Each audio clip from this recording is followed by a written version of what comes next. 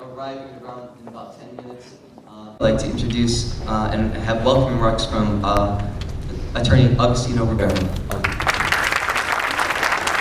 The final theme, of course, is compassion of this conference. That's a compassionate offering to our entire community for this amazing facility.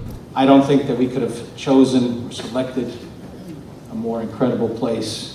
And I welcome all of you for this incredible conference. Thank you. He's a model of whenever I grow up, I want to be like. And that's President Smotter. President Smotter.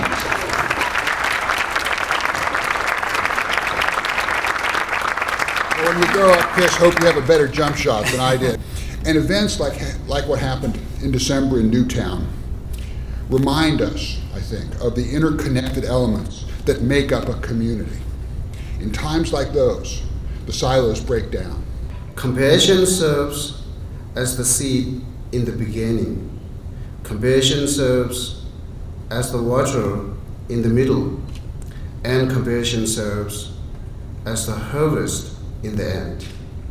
How can we shift the focus from me to we? How can we turn a destructive event into something constructive?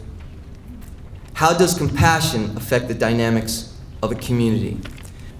Newtown is a case history, a living case history of making good come from evil, making the we so much more important than any me. And of course, their compassion and ours for them has brought us together, indeed has changed America. Newtown changed America. We are different now. To be compassionate then means a commitment to the doing of something that helps another person to be freer of worries or of suffering.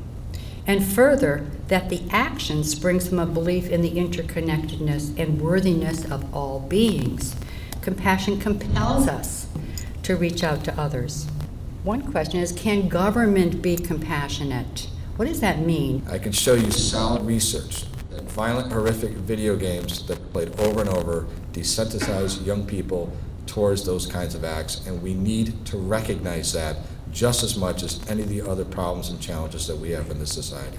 If it's more than one passion, you couldn't narrow it down to one, hyphenate it, and just see the interconnectedness and how they work together to make you who you are and drive you to want to get out of self to serve others. Faith, belief, is what takes hold in your heart and translates into actions. Maybe the most important or a very important element of compassion is insight. During Ramadan, or as Geshe-la said, checking in, or as Reverend Leo said, meditating on your passion. The thread that ties us all together, I believe, is ahavta l'reacha kamocha, love your neighbor like yourself. There are two basic principles in the human spirit, and one is called love and one is called hate. Thank you. We talk to business people about the idea that everything is a system.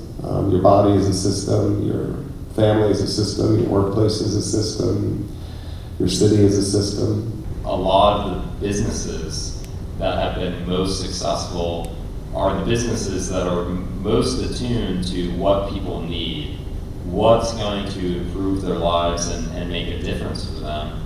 There's no question about it. Our core competencies, what we do well in a business, is compassionate service.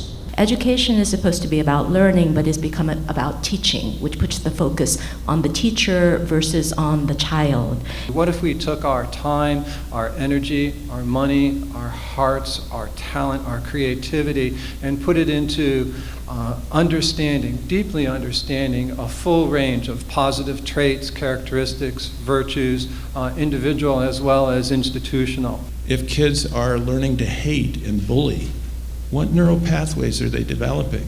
They've done studies where kids are doing violent video games. they're releasing endorphins. They're becoming addicted to the adrenaline, the rush of killing.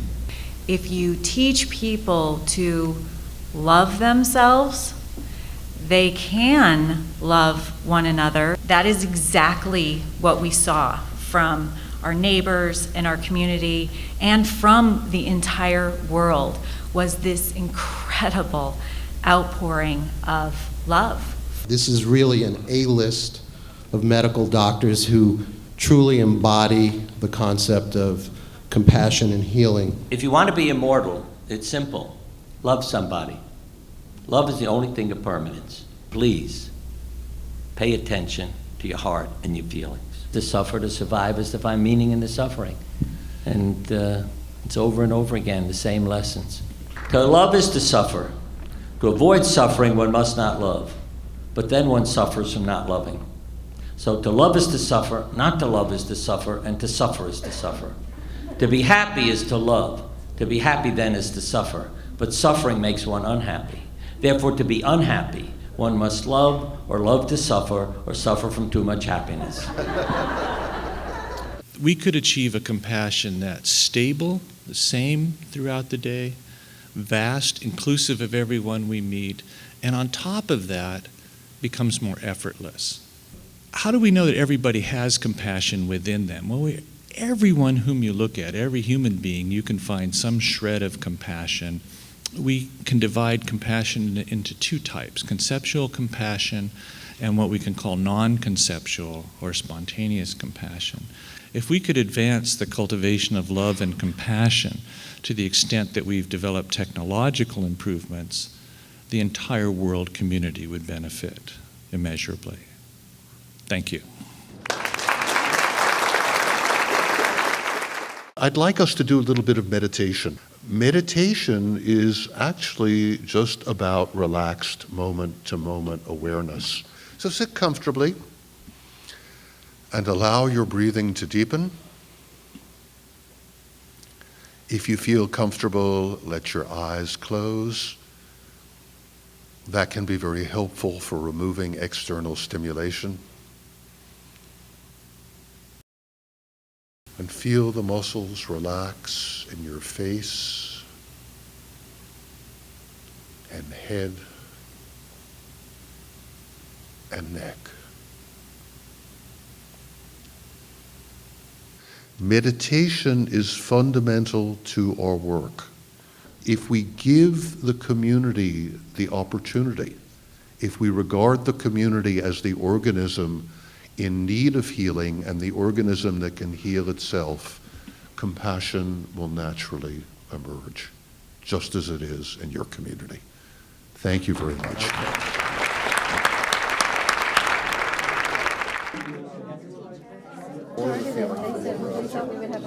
Okay. Can you follow some jobs activities? I want to thank you for bringing so much love into my life, truly.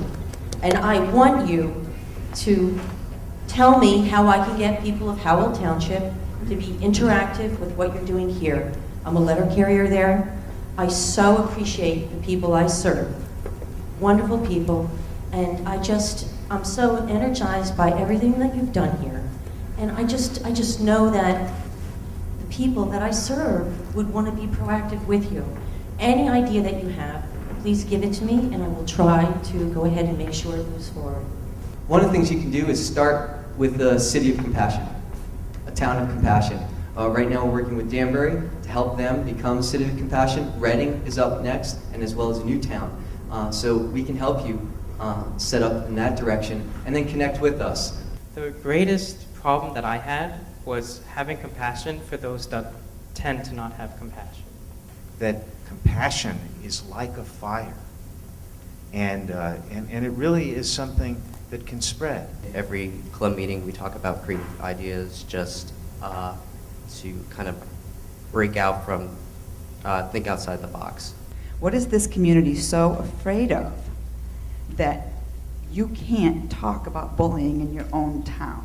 We have a meeting in honor of kids who've been bullied to death, and that's good. But what are we doing to stop it? Leadership from compassion, and he distinguished that with leadership from fear. we all share the same existence, and we're all together in this. Let's keep it going. Let's spread it further. So that's what I'd like to bring back. This has been a wonderful conference. You guys have done such a wonderful job. You really have.